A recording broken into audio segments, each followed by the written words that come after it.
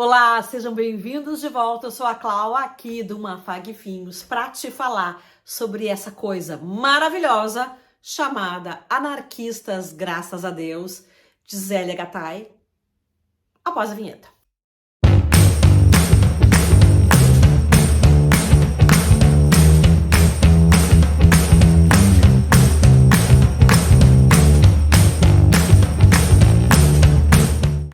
Essa coisa linda aqui foi escrita por Zélia, mas numa situação meio diferente. A Zélia estava escrevendo e achou que a história que ela escrevia merecia virar um conto. Eis que ela escreve o conto e mostra para seu digníssimo marido chamado Jorge Amado, e o Jorge olha e diz assim: como conto achei médio, mas acho que tem potencial para te escrever como crônica, como autobiografia, como algo nesse sentido. Então ela resolveu escrever as suas memórias. Eu amo Jorge Amado, amo mesmo. Um dos meus livros da vida é Teresa Batista, Cansada de Guerra. Eu acho sensacional. Mas ele, como romancista, é o oposto de Zélia, digamos assim, memorialista. O Jorge Amado, ele falava sobre problemas da vida. Os seus personagens eram riquíssimos e através dos seus dramas, ele falava da sociedade. Então, são livros pesados normalmente. Talvez tenha algum outro que eu agora não me recordo, que seja mais leve, mas aqueles que eu conheço de Jorge Amado sempre foram livros pesados, mas lindíssimos. Teresa Batista é maravilhosa.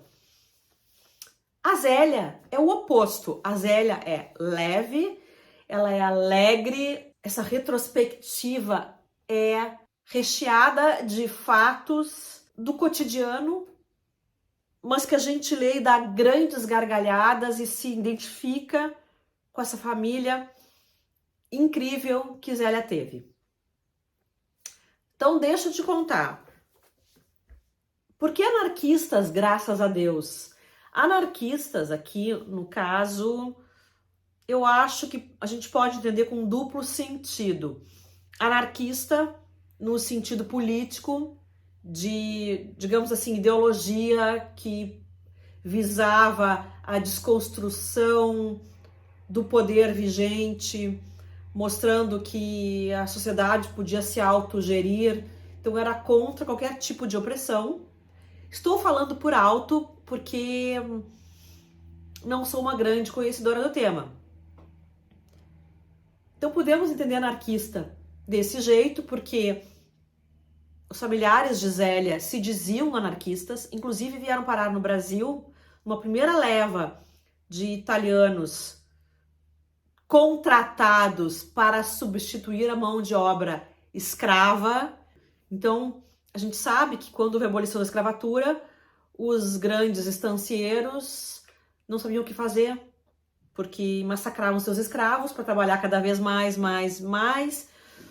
e tinha que substituir aquela mão de obra. Então, contrataram imigrantes italianos e os parentes de Zélia vieram parar aqui nessa leva, inclusive trazidos por um anarquista italiano que viu no Brasil uma possibilidade de ter uma terra, que era no Paraná, em que ele poderia fazer esta tentativa de uma sociedade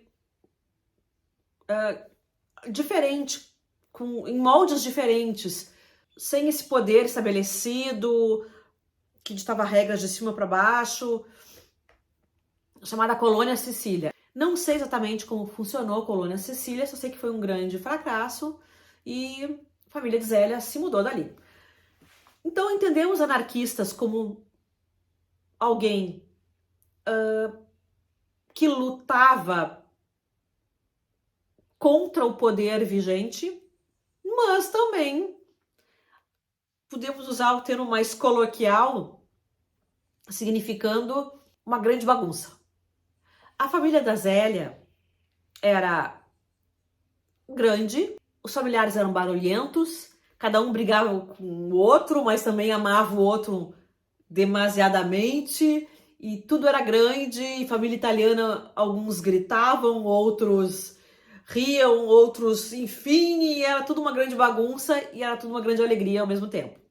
Nós ficamos também sabendo que um dos familiares de Zélia, um dos avós, salvou um rapaz negro que ia ser espancado pelo feitor, o capataz, ainda da fazenda. Eu não sei exatamente que circunstâncias, porque o livro não explica. Explica que o feitor pegou este homem negro para açoitar e o familiar de Zélia tirou o chicote na mão desse feitor e esse feitor teve que picar a mula. Eu achei aquilo maravilhoso e me tornei fã desta família a partir daí, da geração anterior ou duas anteriores a Zélia. A Zélia conta também que sua mãe era uma mãe simples, que mal falava o português, confundia algumas palavras e que quando ela não sabia o que dizer, ela dizia que a pessoa era muito atrevida. Então, atrevida servia para uma série de contingências.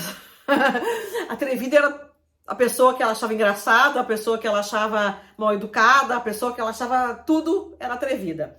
E essa mãe era espivitada, era amorosa, ao mesmo tempo era grosseira com ela, porque queria educar a filha de uma maneira bacana e não suportava que a filha fosse muito serelepe, mas tudo é contado de uma maneira muito leve. Era uma família que se amava. E essa mãe era leitora de grandes obras. Isso me fez me apaixonar mais ainda por essa mulher. O pai era um homem amoroso, era um homem querido, que amava os filhos e anarquista e que participou do movimento operário em São Paulo.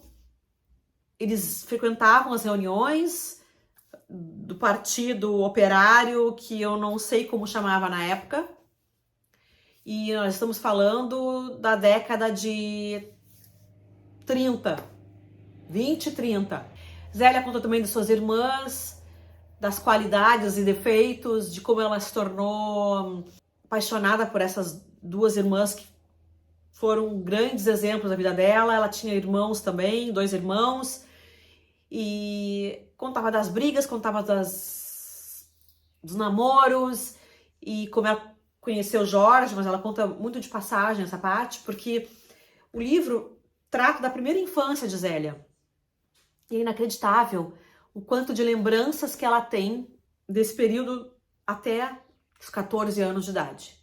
Muito do livro vai até ela ter 8 anos de idade, então muitas histórias foram contadas e aconteceram até esse período.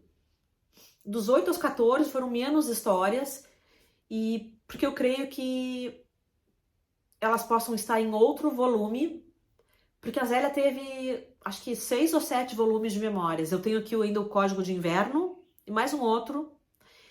E digo para vocês, que leitura agradável, que pessoa amorosa, que família bacana. E no futuro quero continuar lendo Zélia Gattai, os seus livros de memória. E a Zélia tem romance e a Zélia escreveu também livros infantis. Mas é isso. Te vejo no próximo vídeo. Espero que vocês tenham curtido o vídeo, ativado o sininho para receber as notificações de tudo que eu coloco aqui, se inscrito, caso não sejam inscritos ainda. Isso faz diferença para o canal. Eu te agradeço muito por isso. Deixem nos comentários o que vocês acharam do vídeo, se querem outra leitura de Zélia, se sugerem outro livro. Te vejo no próximo vídeo. Beijos! Me liga!